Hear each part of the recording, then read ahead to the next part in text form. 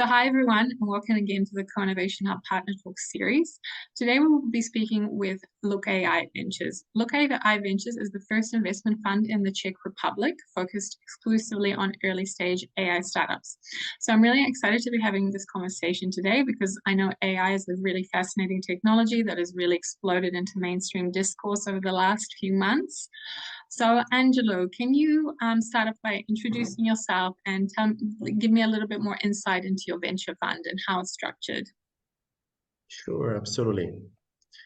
So at LookAI Ventures, I am a partner of the fund, first of all, and I also take care of the business side of the venture capital, which means that I manage the deal flow from a business perspective with our team of business analysts. And I also take care of strategic partnerships, company strategy, scouting, and investment closure with our lawyers. Mm-hmm. As you said, LookAI Ventures has been established as the first venture capital, which is 100% focused in investing in early stage artificial intelligence startups. Mm-hmm. And we operate in a context of European geography, geographically speaking, and we can invest in startup from this geography, but also we are open to opportunities worldwide. Mm-hmm. And so how many startups do you currently have in your portfolio? And I understand that you focus obviously on AI solutions, but do you see particular industry verticals within AI being quite popular at the moment? Yeah, so we have invested so far in 10 Mm-hmm. artificial intelligence startups from Mm-hmm. the European Union, and one of those is also actually, we should talk about Europe on a geographical perspective, not Okay. politically. So we have Yes. 10 startups from Europe and Mm-hmm. one from US at the moment. Mm-hmm. And talking about AI, everybody knows now that the generative AI sector Mm-hmm. has been all over the news, so there is a huge buzz around that. But we have been operating with another company which has been now fused into the structure of the venture capital fund. Mm-hmm. That was the AI startup incubator since 2017. Okay. So we believed about the high trend being something even before it was on the mainstream news and everybody was talking about it. So generative AI is something that everybody is seeing right now, is exploding, and definitely has a huge potential in growth. But AI is it's also something else. It's not only generative AI. First of all, we should define what AI really is, because it's not a sector, it's not a vertical, it's a technology. It's a set of tools, of techniques that are used, that can be used to solve real problems. So when we say we invest in AI startups, we have a clear definition for what those AI startups should be. And when it comes to the sectors or the industry that those techniques can be used, we see a lot of potential in many of those. To be specific about some of them, AI in healthcare. Yeah, so AI is being applied in various healthcare domains right now, and the legislations that are coming up will also open doors for those techniques to be more widespread in the healthcare sector, bringing innovation and also good, better results for patients and professionals in the healthcare space. Another one, for sure, is finance. Yeah, so the financial sector can leverage AI for many applications like fraud detection, algorithm trading, credit scoring, and of course customer service too.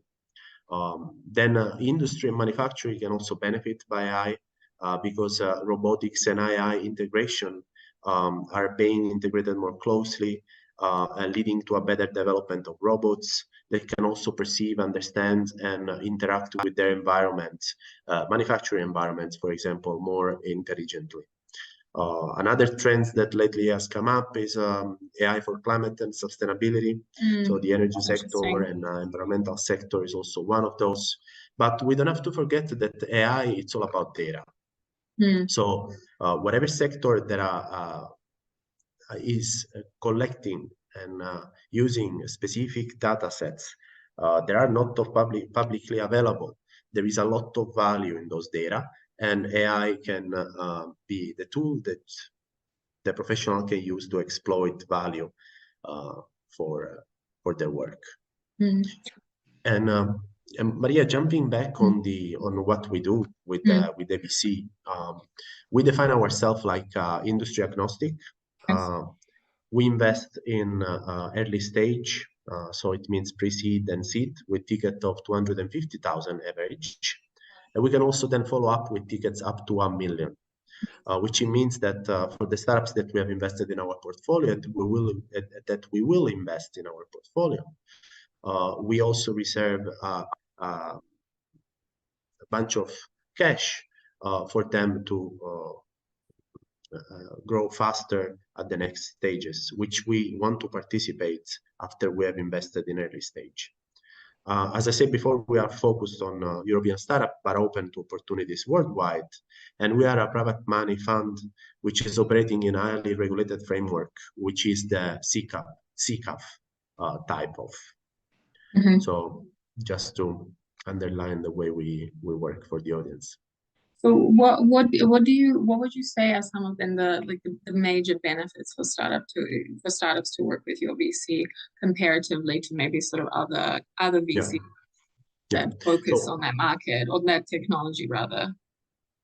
Absolutely. So first of all, VCs, most of the VCs are usually generalists when it comes to industries, and it seems we are too, because we are not focused on any specific industry, but we are focusing on the technology.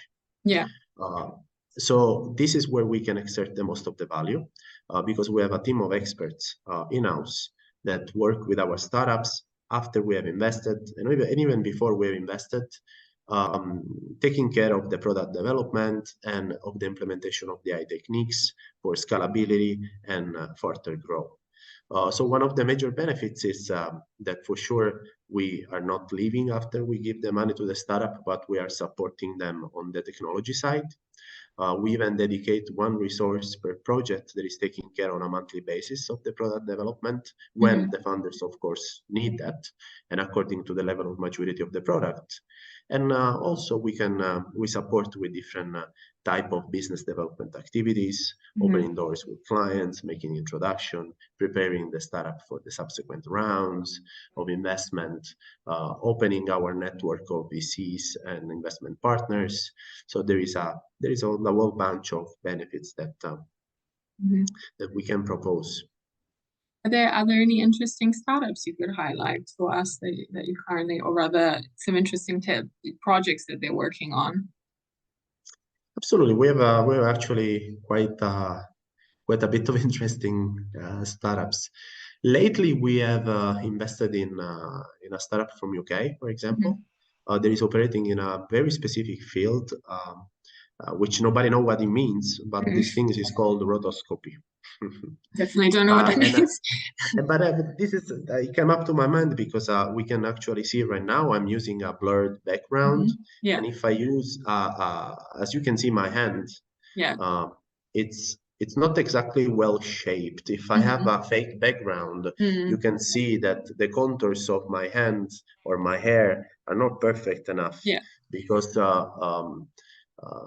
and the rotoscopy is a technique that is used in cinematography to strip out the background of frames of videos to overlap the action of the actors against specific backgrounds. So everybody uses this in the cinema, in the film industry, and so far is a technique that with tools can be you can get rid of the background and overimpose the frame of the actors with an accuracy of roughly 60%. And then you need to adjust the frame one by one, getting rid of the little imperfection manually. So this company, which is called Electric Sheep, is from UK, has developed a product which is powered by artificial intelligence that can eliminate the imperfection up to 90-95%. So practically reducing the manual work that VFX companies, effects and film industry has to exert in order to produce high quality frames. And they're coming up with the product in the market right now, and the product is going to be it's already working, and many clients are using it already. But the product is the team is working to improve the product even more, and by the end of the year, they're going to come out into the market with the full version of the product. Aside from this, I don't know if we have enough time, Maria, but we have also another very interesting startup. The guys are from Switzerland, and they develop a tool that is practically acting as as a robot controller for robots. I will use like very simple terms, but try to imagine that you have a manufacturing process for cars.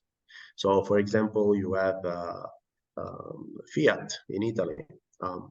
And in their manufacturing process, there is a robot that is taking the door of the car and put it into the chassis of the car, assembling those two parts. Very often, some machine errors occur, and the precision in those actions that the robots do is very important, because a little diversion from the plan can create an issue. And those issues often happen.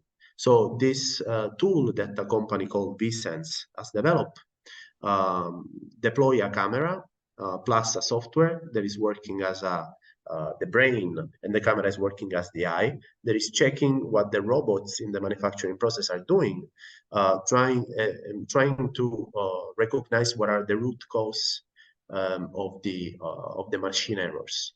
And this helps to resolve machine errors while the production is running, but also to prevent future machine errors that can disrupt the production line. So this is very interesting, and it looks very futuristic, because it's like a robot is checking on another robot. Yeah. But eventually that's the future, and that's what modern manufacturing line is already working and will work even more. That's super interesting. It's a lot of different use cases, right? From film to manufacturing to healthcare. There's just so much like potential in the field. Yeah. So just finally, I wanted to ask a bit. So I know, like, kind of over the past year or so, AI is like everywhere. Like, I think nobody knew about it before. Well, a limited amount of people understood it well before, and now it's kind of really become like mainstream. Have you seen is there any other trends you've seen in this kind of period? And have you seen sort of like an uptake now in more AI startups actually growing and like developing in this kind of period that we're in? Yeah. So if we take into account that when something new comes up, there is always a little bit of a challenge to overcome, because even if the benefits are clear and the direction is clear, there is a sort of friction for people to adopt, and there is a transition time for people to really understand how to use a specific tool or implement a specific technology. This is exactly the same stuff with artificial intelligence. The whole buzz that the artificial intelligence has been experiencing is thanks to the natural language processing advancements that have been done, and machine learning tools like ChatGPT, for example, that has brought to the masses an AI tool that they can use on a daily basis. So this has for sure pushed a little bit further the utilization of the artificial intelligence in all the sectors. So nowadays there is almost no company that is not at least using a little tool in their processes that is based on AI techniques. And in the future, the companies that will not adopt AI in the core part of their businesses will be experiencing failure, because there is no chance that without artificial intelligence, a company A that is doing exactly the same business like company B could be beat on the market company B without using artificial intelligence. So the one that it will be using and exerting the value the most will win over the competition. So it's very important for companies to look at those techniques and how those have to be implemented to bring value to their clients and streamline, optimize, and make more effective their process within the operation of the company. Yeah, of course. And another thing that is pretty important to mention is the advancement of the research and development in the field of explainable AI. Mm-hmm. Yeah, it's a little bit of a complex matter, but try to imagine that as the AI systems become more and more complex and are integrated into even critical decision-making processes, there will be a growing need for transparency and interpretability. And what explainable AI does is creating models and algorithms that can provide and understand, they can provide even explanation for the decision they give. Yeah, and this will help building trust and accountability. Because one of the issue when you develop AI into highly regulated environment is that often you cannot exactly say why a decision was made or why an outcome is present. Yeah, because the deep neural network work as a little bit of a black box. So whatever you put in, yeah, works as a training data for the elaboration inside the black box, and then is giving you an output that is the preferable output that you have been training the machine for. The problem is that you cannot see exactly what is the step-by-step process the elaboration went through. And if you imagine operating in a highly regulated environment, like could be healthcare, for example, this is quite of an issue because you need to understand why a decision was taken, because there are lives that could be affected negatively. So the development of explainable AI is gonna bring a lot of change, and is gonna boost even more the presence of AI in our daily lives. Of course, this is a little bit more of a research and development matter so far, because there is still work to do in research and development. The commercialization of tools that are working properly with those techniques are not yet in the commercialization phase. But of course, there have been advancement, and there are going to be advancement in the next year. And this is why we used to say that the potential of AI is not yet totally exerted. Yeah, it's not at all. Yeah, we're definitely just sort of starting on our pathway, isn't it? It's Indeed. just the point, but then obviously we have so much more to go yet. And I think obviously startups are going to help us get there, aren't they? So Angela, thank you so much for taking the time to tell us a little bit more about LookAI. It was really interesting understanding a little bit more about this sector, and we'll be definitely make sure to put a link to your website as well, so people can get to understand a little bit more about what you do and see if any startups are interested in what you are doing. So thank you so much for your time. Fantastic, Maria. Thank you so much, and thanks for having me.